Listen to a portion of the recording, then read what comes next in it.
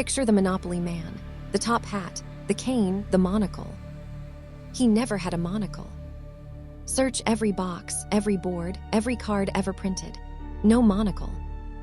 Yet millions of people would swear they remember it clearly. Now think of the children's books, the Berenstain Bears. You probably read it Berenstein, with an E. It was always spelled with an A, always Berenstain. These are not private mistakes. They are shared, collective, and oddly specific. Why do strangers remember the same wrong thing? This is the Mandela Effect, and the answer is stranger than a glitch. It began with a death that never happened. In 2009, a writer named Fiona Broome stood at a conference. She vividly remembered Nelson Mandela dying in prison in the 1980s. The televised funeral, the grieving crowds, a speech by his widow. But Mandela was alive. He had walked free in 1990. He would not die until 2013, decades later, a former president. When Broome described her false memory, strangers said the same thing. I remember it too. I thought he died in prison. She coined a name for it, the Mandela Effect. A shared memory of something that never occurred. The examples piled up fast across the internet. The Star Wars line, Luke, I'm your father. Darth Vader actually says, no, I'm your father. Snow White's queen never said mirror, mirror on the wall. The real line is magic mirror on the wall. Thousands online insisted the cartoon tiger was Froot Loops. It has always been Fruit Loops, no extra O. So what is actually happening inside our heads? Loftus spent decades proving memory is not a recording. In her famous 1974 study, word choice reshaped what people saw. Witnesses watched a car crash, then answered simple questions. When asked how fast cars smashed, they recalled higher speeds.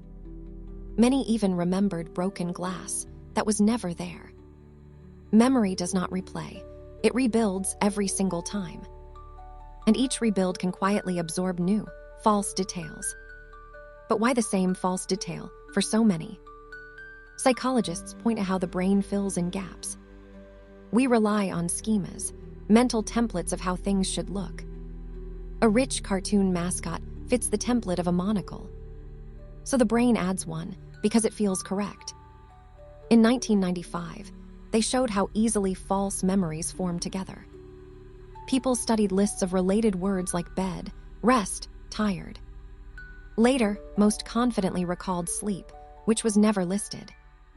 Around 40% confidently recalled a word that was never on the list. The brain links ideas, then mistakes links for memories. Now add the internet, where memories collide at scale. One person posts Berenstain, and thousands nod in agreement. That agreement feels like proof, so the false memory hardens. Repetition does not make a memory true. It makes it familiar.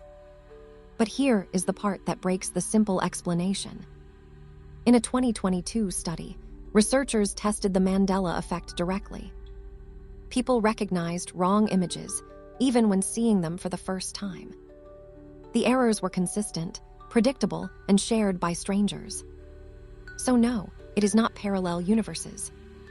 It is your brain doing exactly what it evolved to do. It predicts, simplifies, and stitches a smooth story from gaps. Usually that gift keeps you alive and lets you function. Occasionally, it leaves a monocle on a man who never wore one. Your memory is less a library, more a storyteller. Next time a memory feels certain, pause for a second. Certainty is a feeling, not proof that it happened.